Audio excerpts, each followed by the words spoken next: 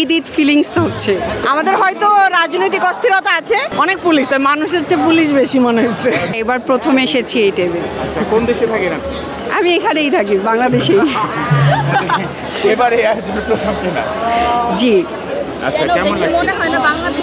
খুবই ভালো লাগছে, অন্যরকম অনুভূতি। কি অনুভূতি মনে হচ্ছে?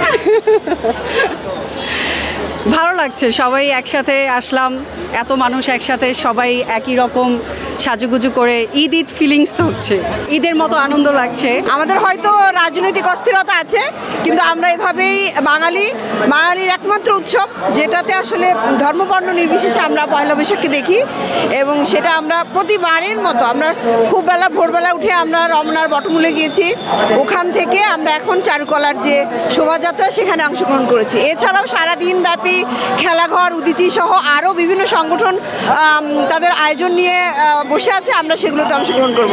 সবাইকে শুভেচ্ছা। আমরা আশা করি যে একটি সুস্থ সংস্কৃতি গড়ে উঠুক, আমাদের পারিবারিক, সামাজিক এবং রাষ্ট্রীয়ভাবে শান্তি আসুক। ধন্যবাদ। ওয়ালটন আবারও মিলিনিয়ার অফারে ওয়ালটন ফ্রিজ কিনে আপনিও হয়ে যেতে পারেন মিলিয়নিয়ার। মিলিনিয়ার ছড়াছড়ি দেশ জুড়ে, এটা শুধু ওয়ালটেনই পারে। সবকিছু খুব শৃঙ্খলা মতো আছে, ভালোই। অনেক পুলিশ, মানুষের চেয়ে পুলিশ বেশি মনে হচ্ছে। গতবারের তুলনায় এবার কি পরিবর্তন দেখছে?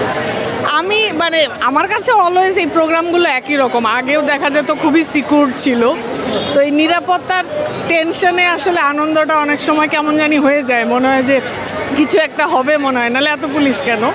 বাট এমনি ভালো, সকাল থেকে বেশ ওয়েদারটাও মোটামুটি সহনীয় আছে, ভালো লাগছে। সব কিছু মিলে কেমন লাগছে আজকের দিন কি করবেন আসলে? সকালবেলা ছিলাম বটমূলে, গান শুনেছি, তারপরে একটু হাঁটলাম, ছবি তুললাম। এখন শোভাযাত্রাটা ভাবলাম পেয়ে গেলাম, তাই শোভাযাত্রায় আসলাম। তারপরে বন্ধুর বাসায় দাওয়াত আছে, সেখানে হয়তো খাওয়া দাওয়া হবে একটুখানি, আরও একটু গানের অনুষ্ঠানে যাওয়ার ইচ্ছা আছে।